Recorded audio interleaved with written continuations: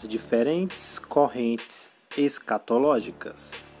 Pré-milenismo histórico. O pré-milenismo histórico defende que a segunda vinda de Cristo acontecerá em um evento único após o período de tribulação ou grande tribulação. Ou seja, no pré-milenismo histórico a igreja estará na terra durante esse período de tribulação intensa e ao final deste período então ocorrerá a vinda do Senhor Jesus.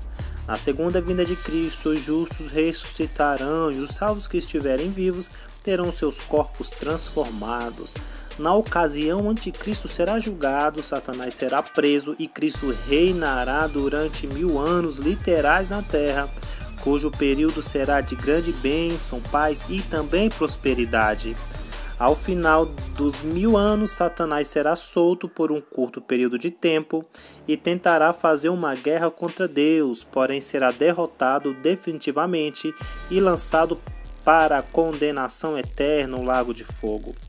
É também nesse momento que os ímpios serão ressuscitados para serem julgados e condenados juntamente com Satanás e seus anjos.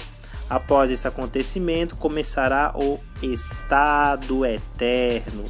O pré-milenismo histórico vem sendo ensinado provavelmente desde o século I depois de Cristo, porém as primeiras evidências desse ensino datam no século II com Justino Martim e também Irineu.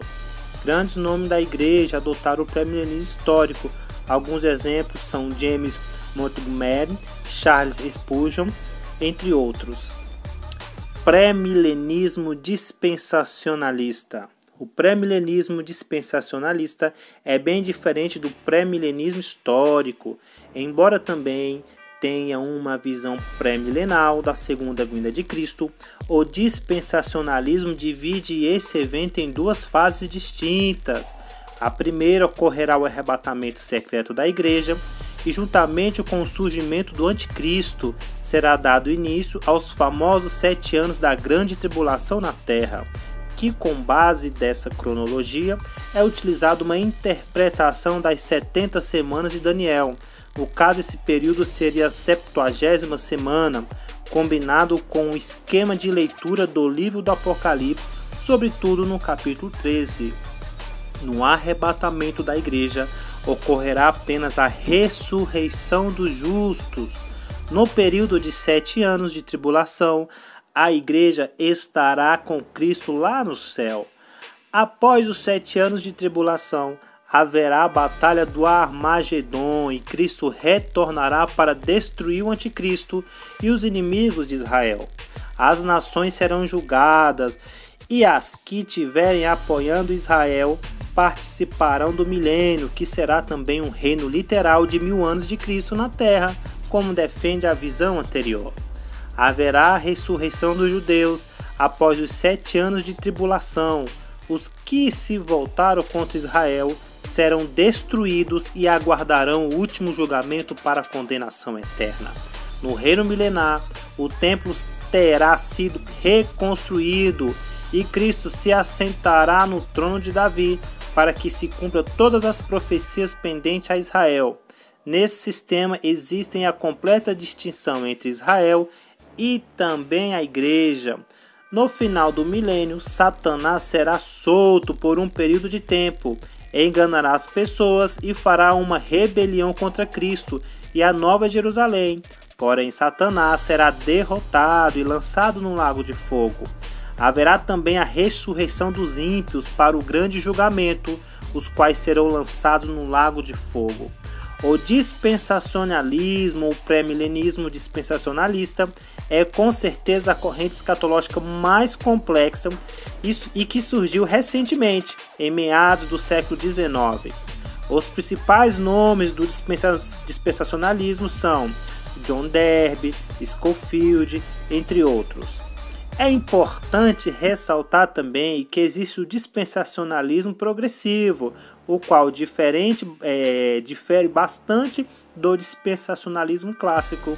Nesse sistema, a igreja não representa uma interrupção no plano de Deus para Israel, como no modelo clássico, e sim uma parte integral desse plano, ou seja, é uma progressão desse plano.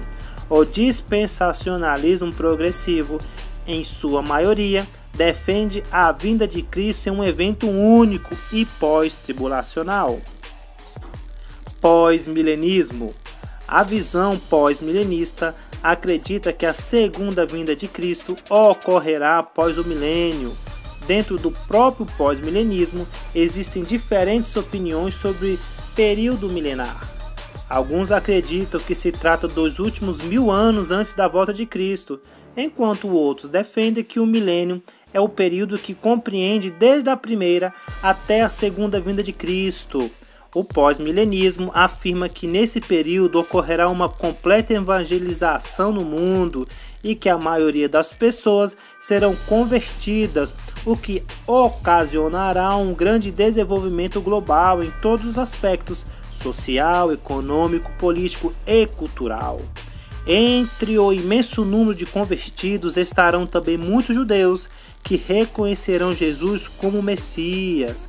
No final desse período, Cristo voltará, acontecerá a ressurreição, tanto dos justos quanto dos ímpios, o julgamento final e o estado eterno será estabelecido. Grandes teólogos e pregadores da história da igreja ensinaram o pós-milenismo, entre eles o famoso João Calvino, o John Kinnock, o John Owen e Jonathan Edwards. Amilenismo. Embora o termo amilenismo literalmente significa sem milênio ou não milênio, o amilenismo de forma alguma nega o milênio. O amilenismo entende que o capítulo 20 de Apocalipse, que descreve o milênio, se refere ao período entre a primeira e a segunda vinda de Cristo, ou seja, os 1000 anos serão simbólicos e não estão relacionados a um período de paz e prosperidade na terra, mas ao caráter espiritual do reino de Cristo. Alguns defendem que o reino de Cristo acontece, sobretudo, com os salvos que já morreram e estão nos céus reinando com Cristo até a segunda vinda, enquanto outros acreditam que também existe uma conexão com a igreja e a pregação do evangelho na terra. Porém, essa evangelização não será acompanhada de paz e prosperidade, mas de sofrimento eterno, o qual a Igreja de Cristo sempre enfrentou ao longo da sua história. No amilenismo, o fato de Satanás estar amarrado não significa que ele está totalmente sem ação no mundo. Pelo contrário, ele está agindo no presente momento, porém está limitado e incapacitado de barrar o avanço da pregação do Evangelho na terra.